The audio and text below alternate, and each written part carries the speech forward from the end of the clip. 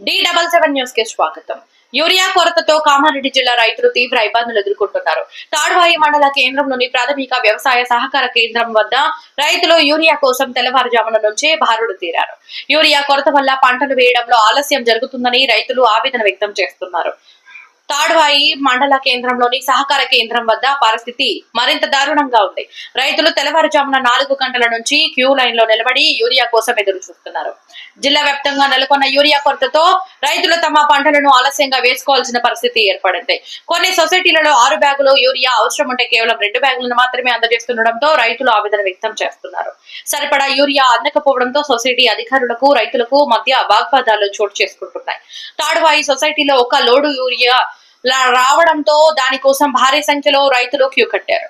ప్రభుత్వం తక్షణమే స్పందించి సరిపడా యూరియా సరఫరా చేయాలని డిమాండ్ చేశారు.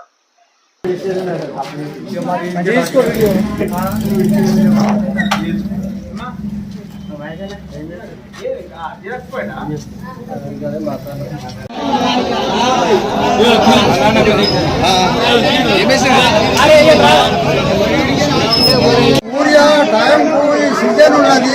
ఆడోళ్ళు మగోళ్ళు ఇట్లా లైన్ పట్టుడు మాకు ఎంత ఇబ్బంది అవుతున్నది.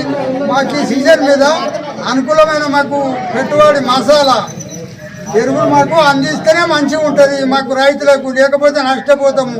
చేనులో పోవాటే ఉన్నోళ్ళు ఆడోళ్ళు మగోళ్ళు లైన్ ఇది ఎట్లుంటుంది. మాకు అనుకూలమైన మాకు ఎరువులు అందిస్తేనే కదా మాకు మేము రైతులం బతికేది.